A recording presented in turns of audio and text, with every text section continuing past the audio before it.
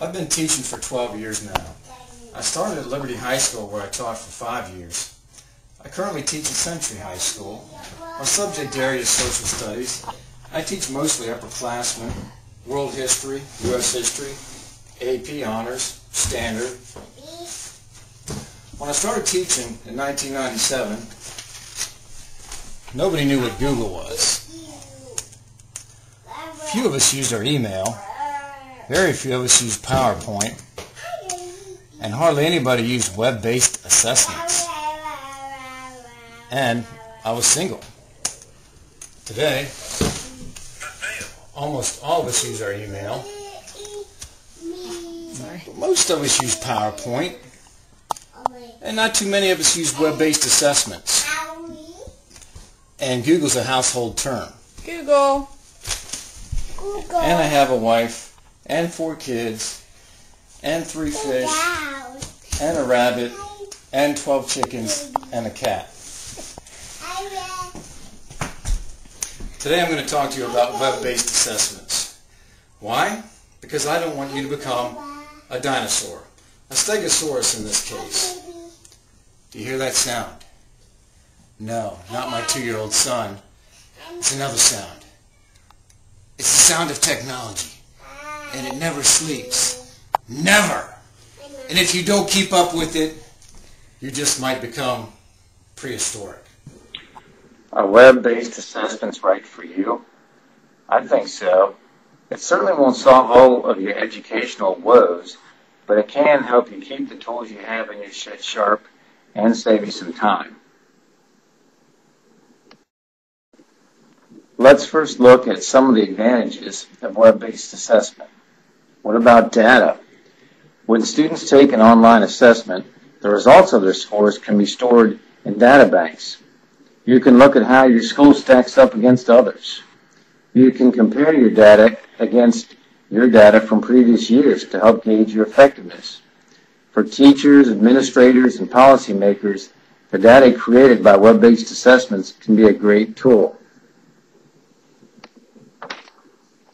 What about the problem of those roaming eyes?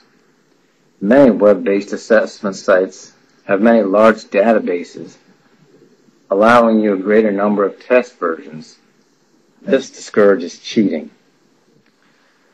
If you're anything like me, you can't remember the last time you had a moment to spare. This is where CAT comes in. It stands for Computer Adaptive Testing. It's a method of testing where the computer can quickly gauge your ability level, so it doesn't waste time asking you questions that are too difficult or too easy. This flowchart here helps you see how CAT works. It simply classifies your ability level based on how you answer a question, and then subsequent questions it asks are based on previous answers. And what about practice tests? A huge advantage is in those subject areas in which students need practice to help them master the content, like math and foreign language, or even government for social studies. It's proven that taking practice tests can help students to build confidence and boost scores. I'm not sure if the person in this illustration is an AP teacher or student, or maybe the parent of an AP student. What can online assessment do for this person? There are many publishers who have tests, quizzes, and other resources online. The students can take the quiz on their own, and the website scores it for them. Also available online are AP tests used in previous years. Students can also use these tests for review. Whether you're a student gearing up to take that test, a parent paying the $80 fee, or the teacher helping prepare students for a college-level test, web-based assessments can help. What about finding out a student's learning style? There are also a variety of sites available to help you differentiate your instruction. This is a website where your students can take a personality-type quiz and that you can use to tailor your lessons. While I don't see any real deal killers for an online assessment, there are some things you need to be aware of. Online assessments are limited to select response questions, true, false, multiple choice, and matching. These are the only types of questions that can be scored online. Hey, now, why doesn't this one have an all of the above? I guess I'll take the cruise. Think for a minute how far technology has come in the last few years. They are currently working on programs that will aid in grading responses to essay questions. It boggles the mind to ponder on how this might affect future instruction. It might even encourage more people to become teachers. Remember, technology never sleeps. One of my husband's favorite humorists, Mark Twain, once said, "There are lies, there are damn lies, and there are statistics." The data that is stored from your students' online assessment may not be interpreted as you would like it to be. If your students are performing well on assessments already, why should your administrator get you that smart board you want? It's something to be aware of. Once the dust clears, what are we left with? The system is really good at giving us more and more work to do, but rarely takes any of our workload. If anyone is going to make your job easier, it is going to be you.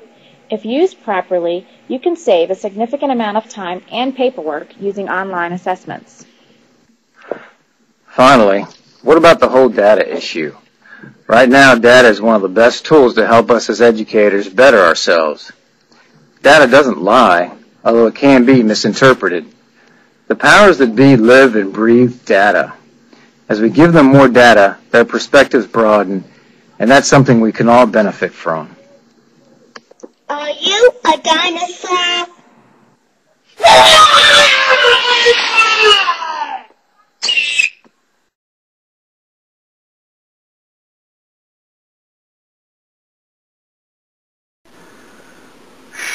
That was a particularly tough assignment for me. If ever in the past I used a PowerPoint with an audio track in it, it was something I probably scavenged from another teacher. Even had to humiliate myself a number of times and ask for help from my wife. But all in all, it was a fun, fulfilling experience that I was glad I did, and I did avoid any Christian Bale moments. Also got a lot of ideas I can use for the classroom. Talk to me. Hi, I used to teach at Liberty High School and now I teach at Century High School. Trying to make a video is easy, but getting it to play when you want to play in another computer in another universe is quite something else. That's kind of funny. What happened? Did I not record you?